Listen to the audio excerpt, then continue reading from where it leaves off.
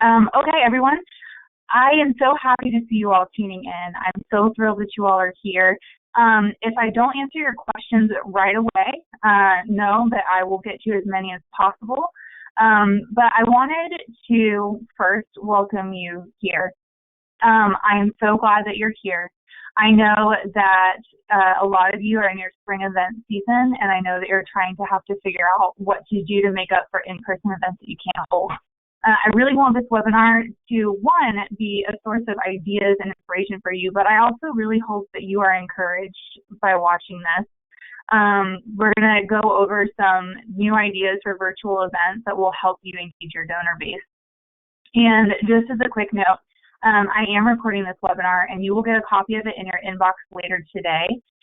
This webinar originally was scheduled for a half hour, but it might go a little long. We've gotten a ton of questions about virtual events and how to make them work, and there are a lot of examples here. If you have to leave early, please know you won't miss out. I will get you a copy of this webinar. I know you're doing really important work. I know the demands on you right now are a lot, and I don't want you to miss anything, so we'll send that out. If you are like me at all and like having a face to put with a voice on the webinar, here's who you're going to hear from today. My name is Abby Jarvis. I focus on sharing strategies and best practices that help nonprofits raise money more effectively. So that's my job at Qgiv. And then my friend Jenny is also on the line. She is part of our sales team, and she'll be handy to answer questions at the end of this webinar also. She knows our platform like the back of her hand, and she talks to fundraisers like you every day. So she'll be able to give you insight into what she's seeing people trying and what tools they're using and what is working for them. So that's who's on the call. So before I dive into the presentation, I want to offer you some words of reassurance. Right now is a scary time, if we're being honest with ourselves. There is a lot of uncertainty and there's a lot of fear in the world right now. But I wanted you to know that at Qgiv, we're seeing donors stepping up and meeting needs in a really remarkable way. So your donors are out there and they love you and they want to make a difference, and that hasn't changed. Another piece of reassurance I want to offer you as fundraisers is this. The fundraising basics you rely upon every day haven't changed. You do need to tailor your messaging a little bit to speak to your donors' anxieties and to address the challenges that all of us are facing right now. And not doing so can make us kind of seem tone deaf, but some things are still the same. Your donors still want stories. They still want to know that they're making an impact. They still want to receive gratitude for their support, and all of those things are the same. And you know how to do those things, and you are already doing them. We're getting a ton of feedback from clients who are worried about spring event season. They have a lot of big things planned. There are big fundraising events, there are big silent auction events, and big peer-to-peer events. And pivoting to make those events virtual is a really big task that not a lot of us have ever had to do before. But there are ways to do it. And I'm going to be honest, we might see some lower numbers and we might see a little dip in participation. And of course, we'll want to have a plan for those instances. But there are nonprofits that are getting creative and making it work. And I want to share some of what they're doing with you. I have talked to hundreds of you in my time at Qgiv, and I know that you all are a creative bunch of resilient people who will take these examples and come up with really great ideas of your own. And if you do anything that's super cool and your donors love it, please share those with us. We want to hear from you and hear what you're doing that works. Okay, here's what we're going to cover today. So I'm going to show you a lot of examples from clients that we see succeeding right now. And I'm going to do this kind of in a couple different stages. First, I'll look at base fundraising events and how you can get your participants involved and inspired. And then I'll look at how you can add different pieces like silent auction or peer-to-peer pieces to this base event. Before we get really into the examples, I want to show you the statistic that I'd love you all to kind of take away from this presentation. People are willing to give outside of when they usually give. So earlier, I guess it was last year already, gosh, Qgiv did a research survey with Campaign Monitor that asked people when they would be willing to give outside of what they would usually give. And 75% of people said that they can be persuaded to give outside their usual cadence. So canceling or postponing your event does not mean that your donors will skip giving this season. What it does mean is you might have to change your approach. In that survey that we did with Campaign Monitor, we focused extensively on donor communication preferences and how we can inspire people to give outside of their usual patterns. And donors said there were 3 key pieces of information they wanted to see that would inspire them to give when they wouldn't usually. You'll notice that the percentages are a little high. That's because people could choose more than one kind of information. But the thing to take away here is that if you're planning a virtual event and you're worried that donors won't give this way because that's not what they're used to, these are what your donors want. Give them these elements. Show them stories about the people that are going to help by supporting your virtual event. Show them the results they can have, and show them how the money they donate will be used.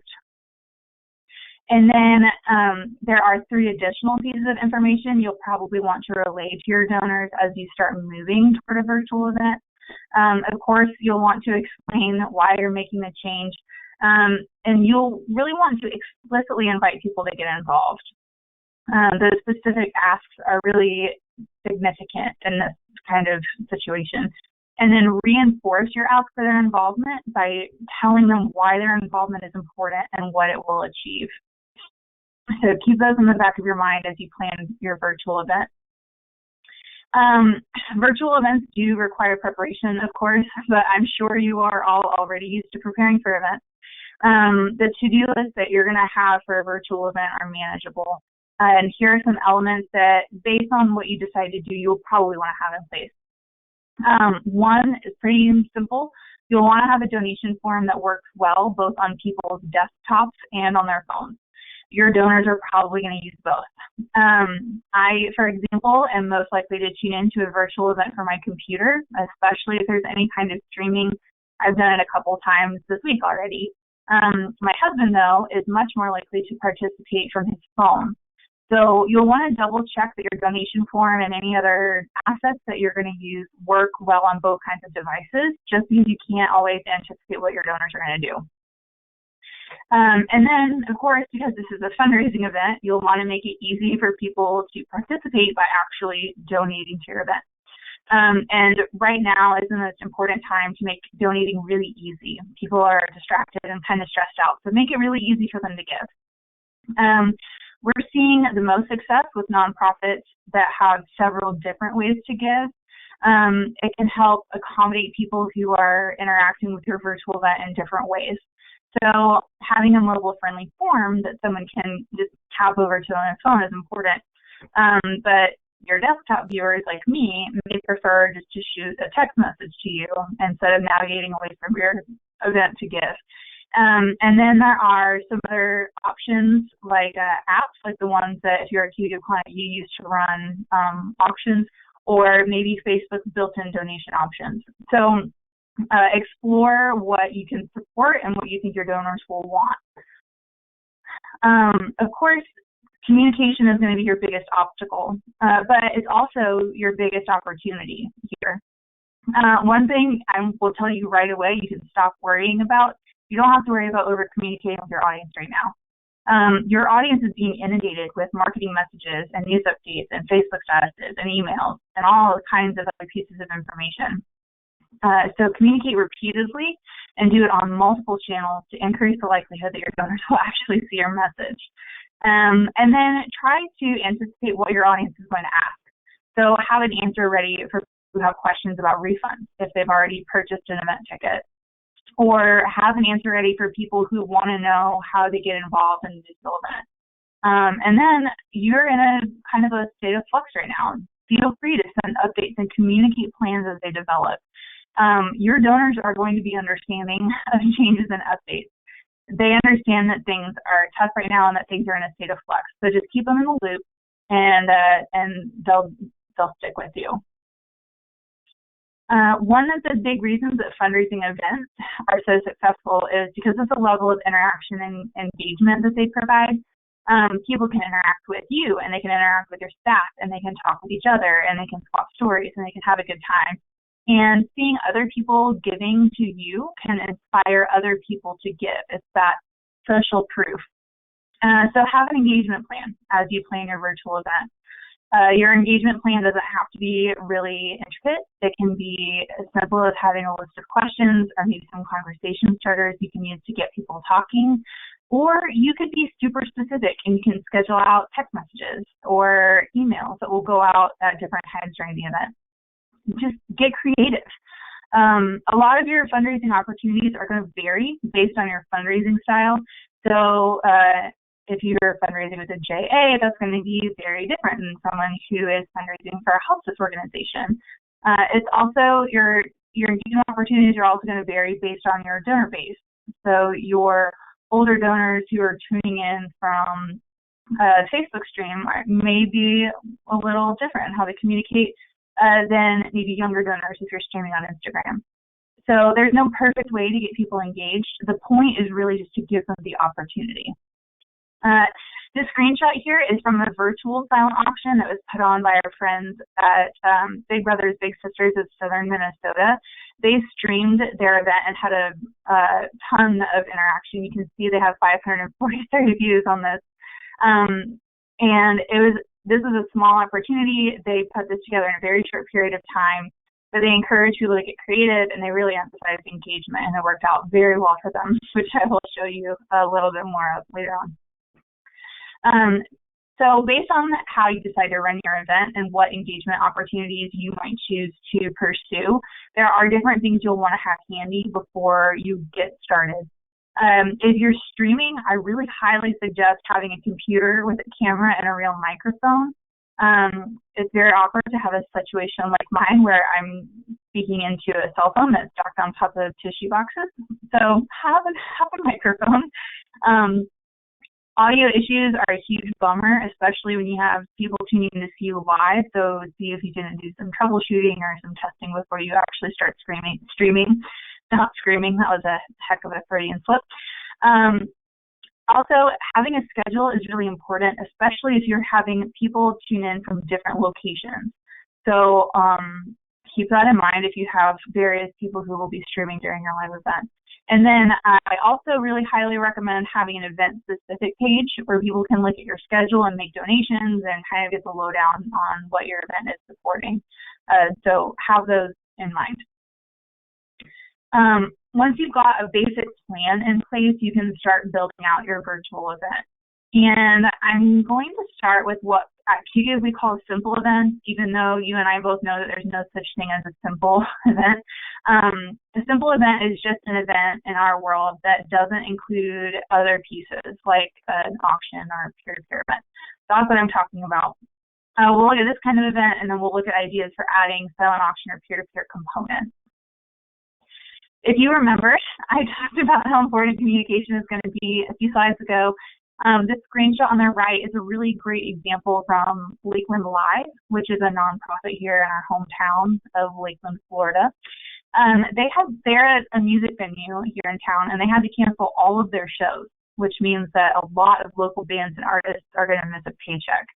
So Lakeland Live decided to put on what they're calling their toilet paper telethon. And they've been spreading the word about it everywhere. People can tune in, they can tip the musicians, and they can, one, support local artists, and then two, get some entertainment. This is everywhere. I haven't interacted with Lakeland Live lately, and everyone I know is posting about this. So think about how you can spread the word about your event. Do something like Lakeland Live does and recruit people in your area to start spreading the word for you. Send emails, call people, especially if you use your major events to connect, or if you use your events to connect with major donors. Reach out to your major donors individually. One, it will make you look really great, and two, they will probably be thrilled to talk to someone outside of the house they're quarantined in. So it's a win for both of you. Some of you are looking to run events like canned food drives, or some of you rely heavily on in-kind donations. those events can still happen online if you get a little bit creative. This is an example from our friends over at Second Harvest Food Bank in Orlando, and they are being extremely hard hit right now by increasing demands for their services. And they set up a virtual food drive so they can meet those demands without endangering their staff and their community. And this is really cool. Look at what they've done here. Instead of asking people to bring them canned food, which can be problematic when we're all trying to social distance, instead they set up a storefront that people can use to buy canned food in various amounts.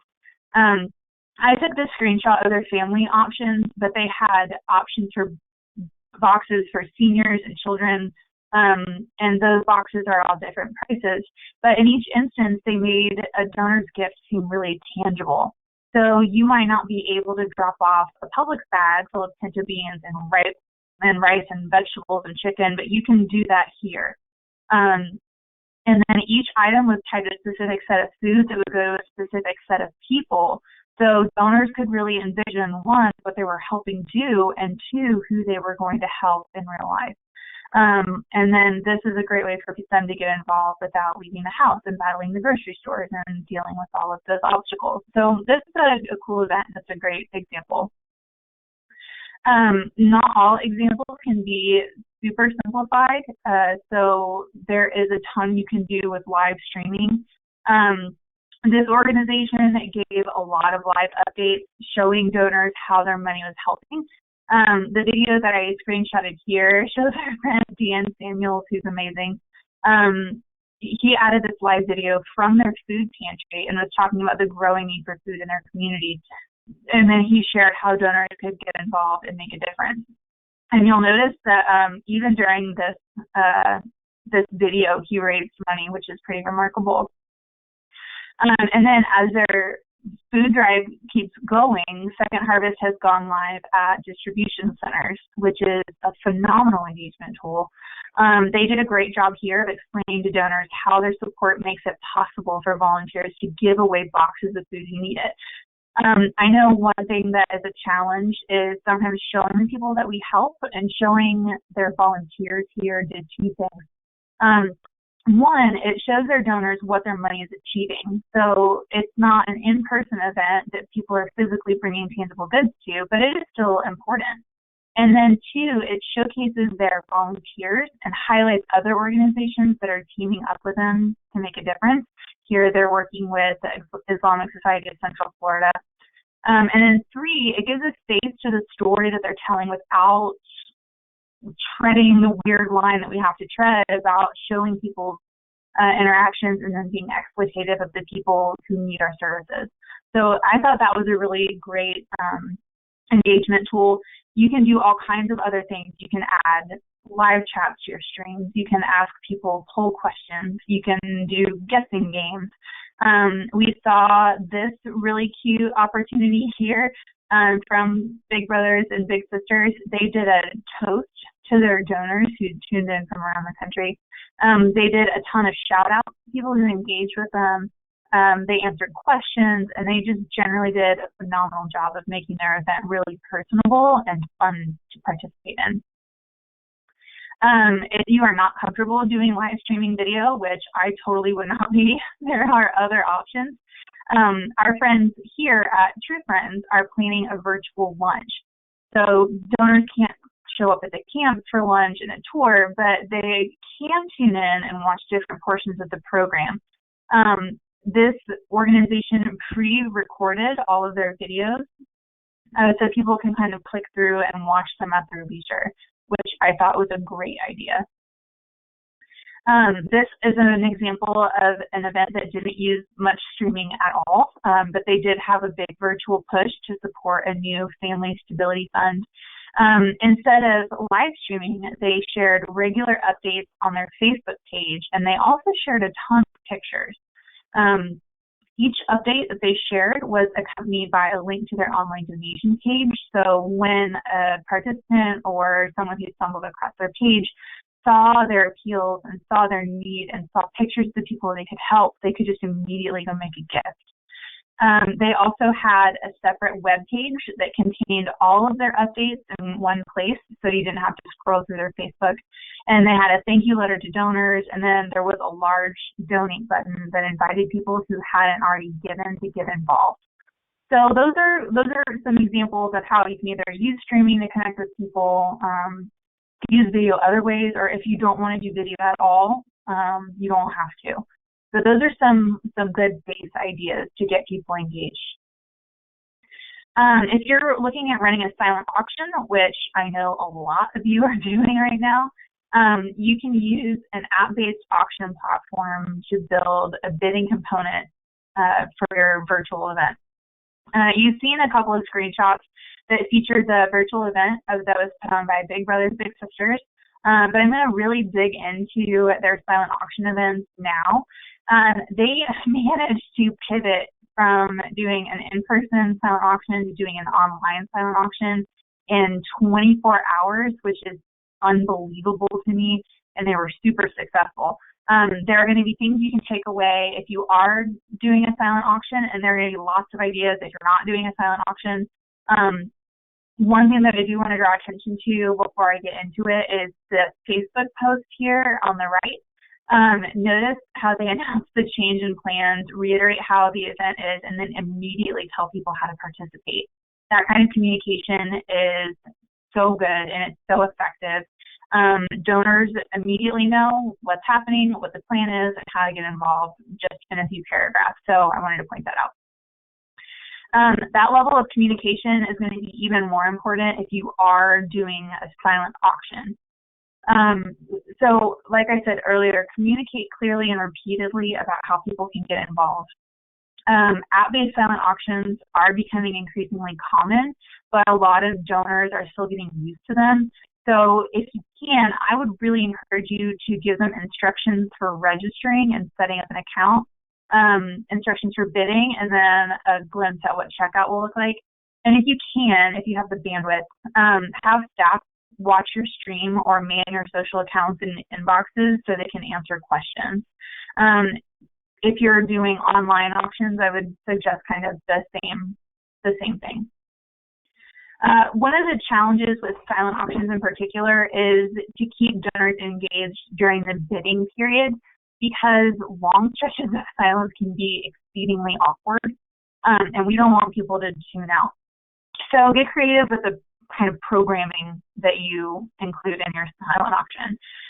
Here, Big Brothers Big Sisters awarded a couple their Big Couple of the Year award, and they had the award winners give a speech from where they were live streaming the event. So I thought that was really neat. If you are in an area that is on more of a total lockdown situation, you can encourage people to stream from their own home, which is definitely possible. And then if you would typically have musicians or other speakers at your event, this is a fun way to get them involved too.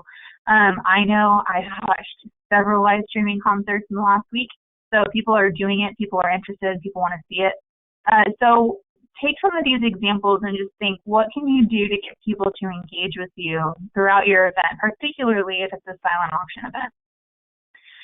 A tactic that Big Brothers Big Sister used that you could use successfully is to increase bidding by giving donors a sneak peek at your auction items before the event itself. Having people go around and look at your auction items on your tables is a really important method for getting people to bid. If you can't do that, you could try what Big Brothers Big Sisters did.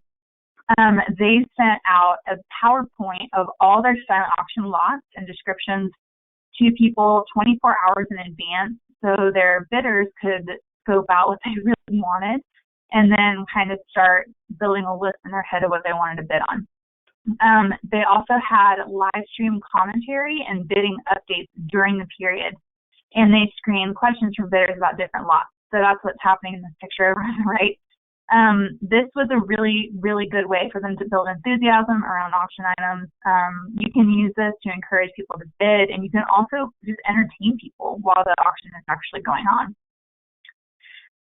If you do raffles, that can be a really fun engagement tool, and it can be relatively easy to do during a virtual event. You could try selling tickets on your donation form. You could sell them in your silent auction app. And then you can do a video of your drawing and then announce the winner. You can do that either live or you can pre-record it. This screenshot here is from a part of that Big Brothers Big Sisters event where they drew corks for their Wall of Wine fundraiser. You can see she has an oversized wine glass in her hand that has a bunch of corks in it. Those corks were they were corresponding to bottles of wine that you could have, and people would buy a bottle of wine, she would draw the number, and then let that person know what they got. And it was a great engagement tool. You can see down at the bottom, this lady was interacting on Facebook during the live video while she was doing the drawing. So people responded to this really well, and this is definitely something you could try. Try doing a raffle. Whether or not you're doing a virtual event, I know that we encourage people to have different options for people who don't necessarily want to bid on items. You can always, of course, include the opportunity to donate online or in your auction app with your text. But many nonprofits also have a ton of blocks selling fund and need items like scholarships or school supplies or boxes of food. And those give your donors a way to kind of buy something at your event that will benefit your clients. So the screenshot I took here is from an event. I believe they were trying to get boxes of food. So their goal was to have 10 donors buy a huge box of food, and they had 12 people actually do it. Donors who are not necessarily into the silent auction piece, or maybe they lost out on an item they really wanted, donors do like to get involved this way. Again, it meets our kind of psychological need to do something tangible and graspable. So sell fun and need items. Those are pretty popular. One thing that I would encourage you strongly to do is once you've ended your auction and everyone is checked out, do communicate how people can get their auction items.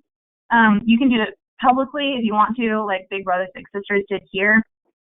It's also probably a good idea to email your winners to remind them to arrange a time to get their items. And if you can't do that right now, if you are in a lockdown situation where people really shouldn't be interacting, you can either mail it if that is an option for you, or you can arrange a later delivery date. Just let your donors know, one, that they've won, and then how you're going to get them their items. So now I'm going to kind of switch from auctions to peer-to-peer.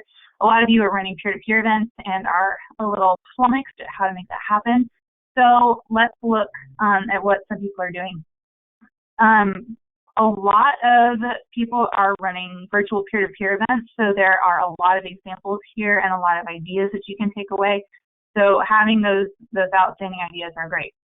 You're probably going to notice a trend, and I'm going to say it again. Be really intentional about how you communicate with your peer-to-peer participants. If you are already well into your fundraising period, when you have to change your event, like I know a lot of you are, your participants might think that the effort and the time and the work they put into raising money for you was a waste. And you know that's not true, but they might not. So reiterate that their support is still very important to you and show them how they're making a difference. This post is from our local SPCA. It's a great example of how you can update your participants and still encourage them to stay engaged. They reiterate that you can still get prizes, it still counts, it still benefits the animals. It's moved to a virtual event, but their work still counts. So that's very important. If it is at all possible, give your participants a way to get involved remotely. One, because it's a great kind of team building exercise and it gets them excited and connected to your cause. But two, people are looking for things to do right now. There are tons of different ideas that you can use to make this count. This screenshot is from a junior achievement that is hosting a virtual 5K. They managed to put together a Google map that lets people pick their 5K routes and submit them.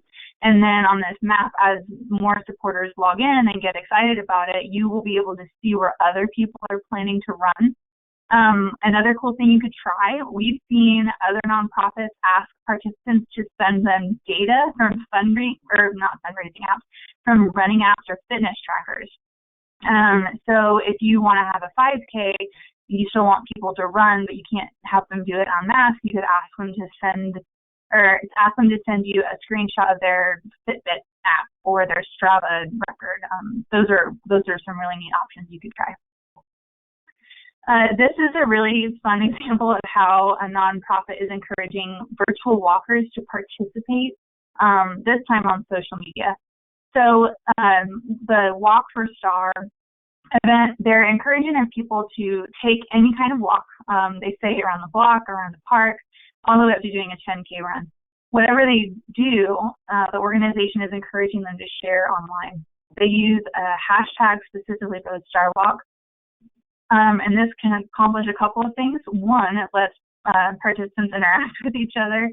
And two, it can kind of build some social media momentum for the organization itself. So if you are running a virtual event, whether or not it's a peer-to-peer event, explore using a hashtag like this and see if you can get your participants involved that way. This organization chose to build a sense of camaraderie among their participants by encouraging people to wear red while they participated. It's a small thing, but it's a really fun way for participants to kind of differentiate themselves from the others participating in sports. And it does give them a sense of being a part of a bigger community. So for the same reason people love wearing 5K shirts, people here would be super stoked about wearing red. These people may not be participating together in one place, but they are wearing the same kind of clothing. So in their minds, they're connecting with the community and engaging with you in that way. So it's small, but it works. And just as with other kinds of events, give people the opportunity to engage with you and with each other. That's what makes in-person fundraising events so successful, and that can work for a virtual event too. People may not want to participate in a walk or another activity, so give them ways to donate. This screenshot is a really great example. There is a little line at the bottom telling people how to give by text if they don't want to walk for this. Is for a pre-eclampsia walk. They also included social sharing buttons here, which I really like. There is a lot of emphasis on social sharing on sites like GoFundMe and Kickstarter, because sharing to social media really does work. It gets eyes on your event. It gets people talking about your mission, and that can be a really great advocacy strategy for people who maybe can't walk or aren't willing to go outside right now. This, I think, is important. If you were offering incentives to your participants for reaching certain fundraising milestones, please keep those in place. Just like I said earlier, people may be a little discouraged if an event gets canceled because they may feel like their fundraising efforts didn't really matter, and you want to show them that they do. This note on the event page for this year's virtual walk to end lupus now up in Milwaukee reiterates a couple of things. It assures participants, one, that their hard work will still be rewarded. It reiterates that the event's format is changing, but it is still happening. And it encourages people to keep sharing and raising money and tracking their progress. I hope that is really helpful for you to see some examples of how other nonprofits are helping encourage their peer-to-peer participants to stay engaged, because that is something that is important for them as well as for you. If we're being honest, you'll raise more money that way. I know that I just talked a blue streak and I showed you a ton of examples and gave you a lot of tips and ideas. If you feel like you missed something, don't worry. You'll get a recording of the session in case you want to rewatch it or if you want to share it with someone else. But after all that information, I want to bring you back to the one big takeaway, and that is that you can do this. It's an uncertain time. We're going to have to adapt our nonprofit events to suit what's going on in the world. But you are a fundraiser. You are a unicorn. You are good at adapting. That's what you do best, and you can adapt this too. Now that I have thrown all that information to you, I'm going to take a look at the questions box. Please be gentle with me. I usually have someone in my office moderating these with me, but I'm about to do it myself. So we're going to see how that works out. One that I've got, this is a really good point. Mike just chimed in and said that if you're going to sell raffle tickets, please check with your state gaming laws. Some states do prohibit online sales of raffle tickets, so check in and see what your state laws are. Linnea said that she is working with an animal shelter. Her May 30th walk is now going to be a virtual event. What can she do? Linnea, I would encourage you to kind of look at where things are going right now. See what is getting people excited. I feel like you as an animal shelter have a really powerful mission that people respond to very well. One thing that I think a lot of people are looking for right now is to make a tangible difference in the lives of anybody, but especially your animals. So one thing that the SPCA is doing, I showed an example or a screenshot of them earlier. They are reiterating that even though fundraising is stopping, there are still 4,000 animals that are probably going to need help. They're going to need food. They're going to need medical care. So they're really focusing on sharing stories from the animals that they help and then showing people how they can make a difference by participating in a virtual event. So keep sharing stories about the animals that you help, and then let people know how they can get involved. Veronica asked, do I have any other resources or ideas for virtual peer-to-peer fundraising? Yes, I do. I will include a link to some articles in the follow-up email that I sent you this afternoon. And I know there's at least one big peer-to-peer idea blog in there. Sue asked, I like the idea of having the extra prize for visiting sponsors' websites. How would you track that? Sue, one thing I could let you know about that might work for you, I wouldn't know how the tracking works on the back end. The SPCA example that I showed earlier, if you go to their event page, which they're still working on right now, one of the interactive engagement opportunities they have in that event is a quiz that people can take. And the way they run the quiz, they have, questions about animals, what they like and whatnot, but they also do have questions that are related to information on their event sponsors' website. So people go through, they take the quiz, they are encouraged to visit a sponsor's website, look through it to find the answer to the quiz questions that they need to answer, and then they submit the quiz answers. And I believe if they're using a quiz app like some of the ones I've seen, you can see on the back end who answered this question correctly. So you can make a guess, a very educated guess about who has visited what. Justin asked, our event isn't until the fall, and I'm wondering if you're hearing the events this far out will be affected.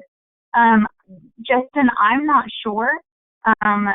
Jenny, have you heard any people you've been talking to about it's kind of split right down the middle. So what I'm hearing from people that I'm speaking with is that some of them are saying they're canceling the events for the rest of the year. Some of them are saying we're just kind of waiting and playing it by ear. So it's pretty much 50-50 from what I'm hearing at this point. Okay. I have a lot of questions, so I'm going to try to filter through and answer as many as I can. Elizabeth said, if I'm having to work from home and I'm not in the office, she works at a Ronald McDonald House that still has families there. How can I get updates with pictures without me being there? Elizabeth, that is a phenomenal question. And I have a couple of different ideas that may or may not work for you because of various laws. So you know better than me what the regulations are around what you can do. So the first thing I would ask is if you have families who are willing to take selfies or take pictures just around the Ronald McDonald House, they may be willing to do that for you. If you have any staff who are at the Ronald McDonald House, maybe if they're doing any kind of meal prep or if they're doing housekeeping, you can ask them for updates. And then you may be able, honestly, just to go back and use past photos, as long as you're clear. If you have to delineate between whether a picture is current or not, you may have a cache of images that may be useful for you still. I am a firm believer in reusing as much content as possible because you are busy. And if you already have done the work to collect those pictures anyway, I would encourage you to try to get as much mileage out of them as possible. Um, Liz asked, how do you handle Facebook fundraising when that information isn't directly sent to us as a nonprofit? Just thank someone that's contributed to an individual Facebook fundraiser. That does make sense, and that is a question that a lot of nonprofits are starting to ask. One thing that I would tell you two things. One, if you're doing a peer-to-peer event, there are tools out there like Qgiv that have integrations with the Facebook fundraisers. If you don't, there are two kind of choices. So one, you could give or make posts thanking people for their contributions, and asking people maybe to comment if they did donate, or saying, we don't see all the information on our end, but we see the money that you're giving and we really appreciate it. So that's an option. And then if you have people raising money on your behalf, like for birthdays or other like life events, you can reach out to those people individually and thank them and ask them to thank their friends who donated. Those are some things that I would suggest doing. Danielle asked, how long do you recommend a silent auction should last online if you're streaming live? Is 30 minutes okay? I think 30 minutes is fine. If you have a smaller number of lots, I think the amount of time you would need to have for a silent auction will vary based on the number of fundraising or the number of auction items you have.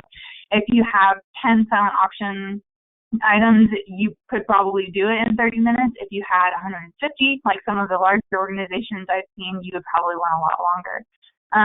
So kind of feel things out. What you could do, if you see that people are still really engaged in bidding, you can say, we did originally set aside 30 minutes for this bidding portion of our event. You are all still battling over these, so I'm going to give you an extra 15 minutes, and then just kind of feel it out from there. Paul wanted to know, do you have any thoughts on how to transform a golf outing into something virtual? Paul, I'm going to be very honest with you. I know almost nothing about golf, so my response to you is going to be a little unusual. Maybe you could do something where you have people share how they're scratching their golf itch when they're in isolation or if they're in quarantine. Maybe you could have a golf outing and extend the fundraising period and just have the event later. If you can't make that happen, I think asking people honestly for their ideas could be really valuable. And that's a technique that I think is underutilized a lot. If you have people who are really excited about your events and you can't think of a way to engage them, try sending out a survey and just ask people what they want to do. I know I've gotten a couple of emails from nonprofits I support who have just asked, like, we can't do our big fundraising gala this year. What do you want to do? If you are stuck, that is something that I would try. Julie asked, we have to keep the identities of the kids and families we serve confidential since many are involved in foster care or other child services. Have you seen anything creative that people can do without sharing photos or videos of their youth online? Yes. So one thing that I would try, so I'm on the board for a local nonprofit that works with students, and we can't post a lot of pictures of our students. What we do instead is we post pictures and stories from staff and volunteers who interact with those kids. We can also show pictures maybe of, stock photos is something that we've used before. But what you might want to do if you don't want to use pictures or videos, maybe you could ask your older kids who can write a testimonial or a little blurb about how their lives have been impacted by the donors who support you. So you're giving them a voice without necessarily showing their face. And you can always change their name if you need to. David chimed in, if your population that you serve tends not to be very social media interactive for one reason or the other, how can email campaigning or other methods be useful? I think that is a great question, and I think that that is certainly something that people are going to be experimenting with more and more. One thing that you could try if you are doing a lot of email campaigning, so one, I would maybe try to do updates. So if you have a goal that you're trying to hit for your event, maybe you want to raise $50,000. Maybe you can say, like, hooray, we just hit 25% of our goal. If you haven't donated yet, give here. This is what you're going to accomplish by donating. If you send out a series of emails and kind of get people hyped about the progress and momentum you're seeing, that could be really effective. And I would also try using a campaign thermometer or something to help your donors visualize what they're achieving together. We know that people, regardless of how they get their appeals, email, direct mail, whatever, they love meeting goals, and there is kind of that sense of camaraderie and excitement as they work toward a goal. So I would try using email series and then a visual reminder of what people are achieving. Paul, you're the one who asked about the golf outing, and I wanted to chime in with a suggestion from Beth, which I absolutely love. She suggested using Wii Golf, like the Wii video game. And then Tiffany chimed in, and she said, for a golf outing, could you do a golfing game online, which I think is amazing. So both of those are super great ideas that I think you could totally do. I am going to take one more.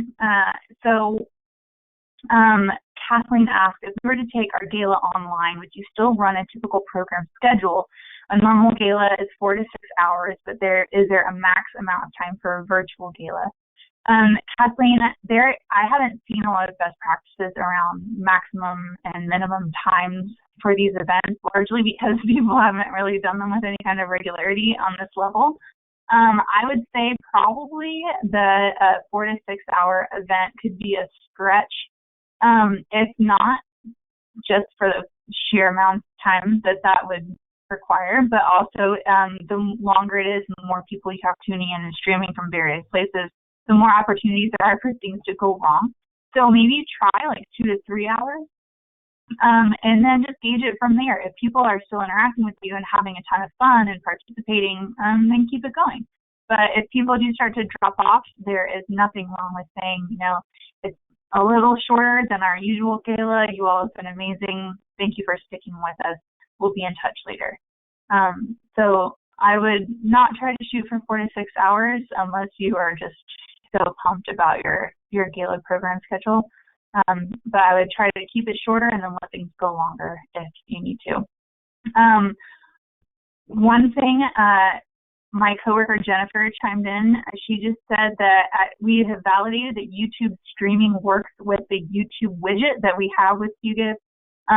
So if you do have a YouTube widget on your peer-to-peer or auction platform and the event page, you can stream directly on that page. So that's something to try if you feel very inclined. So many of you have chimed in. So many of you have swapped ideas. I am so thankful for your interaction with me and for your patience with me as I talk into my jerry-rigged phone setup. You guys are facing a lot right now, and you are doing a great job. I know you're going to continue to do a great job, and I can't wait to see what you achieve. Just as a heads up, the email I'm going to send you later today does include a lot of different resources you can use for regular events, for general fundraising, for peer-to-peer and auctions.